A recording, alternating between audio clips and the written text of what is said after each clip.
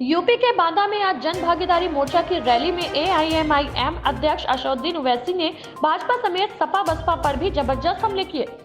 जनसभा को संबोधित करते हुए ओवैसी ने मुस्लिम समाज को सपा बसपा कांग्रेस के पैरों का फुटबॉल करार दिया, तो वहीं हिजाब विवाद पर पीएम और सीएम की सोच को तालिबानी बता दिया। असदुद्दीन ओवैसी आज जन भागीदारी मोर्चा गठबंधन के प्रत्याशियों के समर्थन में जन अधिकार मंच के अध्यक्ष बाबू सिंह कुशवाहा के साथ अपील करने बांदा आए थे। बांदा के नरेली में जनसभा को संबोधित करते के बाद बाबू सिंह कुशवाहा और असदुद्दीन ओवैसी हेलीकॉप्टर से बांदा पहुंचे, जहां हेलीपैड पुलिस लाइन से उतरकर सीधे जीआईसी ग्राउंड पहुंच गए और जनसभा में शामिल हुए। जनसभा स्थल में असदुद्दीन ओवैसी का विशेष रूप से चांदी का मुकुट पहनाकर स्वागत किया गया। जनसभा को संबोधित करते हुए जन अधिकार मंच के राष्ट्रीय अध्यक्ष बाबू सिंह कुशवाहा ने अपने प्रत्याशियों के जीतने की और जिताने की जनता से अपील की और समाजवादी पार्टी और बीजेपी के खिलाफ हमलावर रहे। वहीं जनसभा को संबोधित करते हुए असदुद्दीन ओवैसी ने भारतीय जनता पार्टी और समाजवादी पार्टी पर जबरदस्त हमला बोला। मुस्लिम समाज को सपा बसपा और कांग्रेस के पैरों का फुटबॉल बताते हुए ओवैसी ने मुसलमानों से अपना नेता बनाने का आह्वान किया, तो वहीं भाजपा सरकार की अर्जुन सहायक बांध परियोजना पर कटाक्ष करते हुए ओवैसी ने इसे बांदा की जनता के साथ पानी के नाम पर किया गया भाजपा का बड़ा धोखा बताया। बेरोजगारी के मामले पर सरकार को घेरते हुए ओवैसी ने पेपर लीक के हमले भी उठाए और नीति आयोग की रिपोर्ट के हवाले से बीजेपी राज में पलायन, बेरोजगारी और किसानों की परेशानी के मुद्दे भी सामने रखे। बीजेपी सपा पर हमलावर असदुद्दीन ओवैसी ने कहा कि बीजेपी मुगलों से डराकर वोट लेती है, तो वही समाजवादी पार्टी बीजेपी से डराकर और दिखाकर वोट हथियाने का काम करती है। उन्होंने जनसभा में मौजूद लोगों से सरकार को अत्याचारी बताते हुए कहा कि गरीब, मजलूम, दबे कुचले और पिछले अल्पसंख्यकों को शिक्षा नहीं है, उनको सामान्य नागरिक के हक नहीं दिए जाते। सीएए पर हमारे घरों में नोटिस भेजा जाता है और यह सारी समस्याएं समाजवादी पार्टी या दीगर पार्टी हल नहीं करेंगे। इसके लिए अपना नेता चुनना होगा। पीएम मोदी को ओवैसी ने पूरी तरह से असफल प्रधानमंत्री और उद्योगपतियों का पीएम बताया। 3 तलाक कानून पर भी ओवैसी ने सवाल खड़े किए। ओवैसी के मुताबिक 3 तलाक गुनाह है, लेकिन 3 तलाक कानून में सिर्फ लड़की और लड़के को बर्बाद करने का मकसद छुपा है। कर्नाटक और देश के कई हिस्सों में जारी हिजाब विवाद पर ओवैसी का कहना है कि हमें तालिबानी कहा जाता है, जबकि तालिबानी ही लड़कियों की शिक्षा पर पाबंदी लगाते हैं और बीजेपी का नेता ही तालिबानी सोच रखता है। मैं अल्पसंख्यक समाज के लोगों से गुजारिश करना चाहूंगा, आप कब तक समाजवादी, बसपा और दीगर पार्टी के पैरों का फुटबॉल बनकर रहेंगे? कभी आप नाराज हुए तो आप उनके पैरों में फुटबॉल बन गए, कभी उनसे नाराज हुए तो उनके पैरों में फुटबॉल बन गए। वो तो आपके जरिए से गोल करते गए, मगर कभी आपको कोई फायदा नहीं हुआ। अगर तुम्हारे पेट में दर्द है, मैं दवा खाए तो तुम्हारा पेट का दर्द कम नहीं होगा।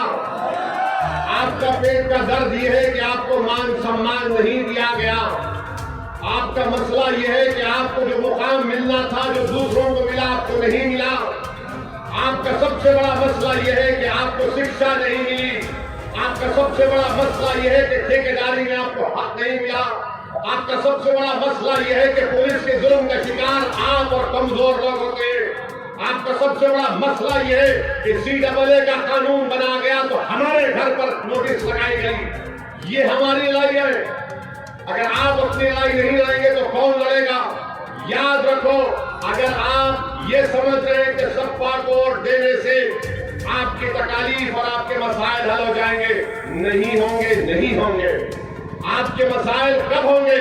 जब आप अपने दरमियान से एक नेता को खड़ा करेंगे। बांदा विधानसभा में खाद मिली। अब क्या मोदी जी कहां से लाएंगे खाद? बाबा को बोलेंगे खाद मत पूछ, बुलडोजर बुझा दूंगा।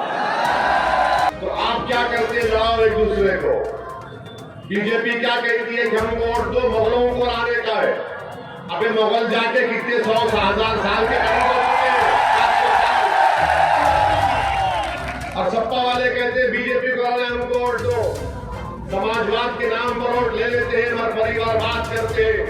पूरा खानदान परिवार आ जाता है सत्ता मिलने के बाद। और अखिलेश के लोग नारा लगाते हैं, क्या नारा लगाते हैं कि भैया तुम पे जवानी कुर्बान, अबे कितनी जवानी कुर्बान करेगा? दादा ने जवानी कुर्बान कर दी, दादा ने कर दी, अब हमसे कह रहे आपको मालूम, जवानी जब कुर्बान की आपने, तो आज उत्तर प्रदेश में मुसलमान अल्पसंख्यक समाज सबसे कम पढ़े लिखे। कौन जिम्मेदार है? वैसी जिम्मेदार है। 3% ग्रेजुएट नहीं है, मैं जिम्मेदार हूं। गरीब बेरोजगार सबसे ज्यादा है, मैं जिम्मेदार हूं। और फिर उसके बाद आपसे आकर समाजवाद के लोग बोलेंगे बीजेपी है, वोट डालो हमको। मैं आपसे सिर्फ यही कहने आया हूं, डरने और घबराने की जरूरत नहीं है। आज ओवैसी और बाबू सिंह कुशवाहा खड़े हो चुके हैं। नरेंद्र मोदी जैसे 100 भी आ जाए, योगी जैसे 1000 भी आ जाए, हम इनको हराएंगे। आप जानते हैं कि यहाँ का नौजवान कहां दूर दूर भारत के कोने कोने में जाता है अपना पेट काटने के लिए, और जब यहाँ का नौजवान पढ़ता है तो बाबा की सरकार पेपर को लीक कर देती है। आप बताइए उस बच्चे पर क्या गुजरती होगी, उस नौजवान पर जिसने साल भर 15 घंटे 14 घंटे मेहनत की, जो बांदा से निकलकर लखनऊ जाता है इम्तिहान लिखने के लिए, रोड पर रात भर गुजारता है कि सुबह उठकर मुझे जाकर इम्तिहान लिखना है, और उस पर क्या गुजरती होगी कि पेपर लीक हो गया। और नरेंद्र मोदी ने क्या किया? बड़े ज्ञानी है माशाअल्लाह। उनको बेरोजगार क्या है, बेरोजगारी नहीं मालूम। चाय तो बेचते थे मगर किसान को खाद नहीं मिल रहा, उसकी फिक्र नहीं है।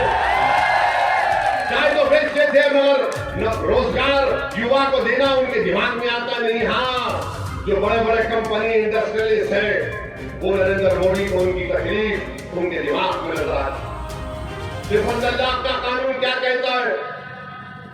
अगर कोई दीवाना पागल किस्म का मुसलमान अपनी बीवी को 3 मरतबा कह दिया तो मोदी सरकार कहती शादी नहीं टूटती। चलिए, शादी नहीं टूटी तो गुनाह नहीं हुआ, ये बोलते केस बुक करो।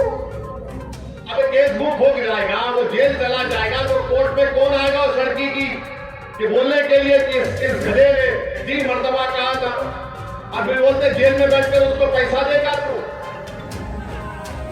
तो जेल में बैठकर पैसा देता है बीवी को अपने, और ये बोलते हैं कि शादी भी नहीं टूटेगी। तो 2 साल अगर कोर्ट सजा दे दिया तो आप कह रहे हैं कि शादी नहीं करे। भाई, अगर मेरी बेटी का, मेरे बच्ची का शौहर अगर जेल को जाता है अपनी बीवी को इस तरह गलत कहने पर, तो शादी खत्म होनी चाहिए ताकि वो बच्ची अपनी नई जिंदगी गुजार सके, वो दोबारा शादी कर सके, दोबारा मां बने, उसके आंगन में खुशी आ सके।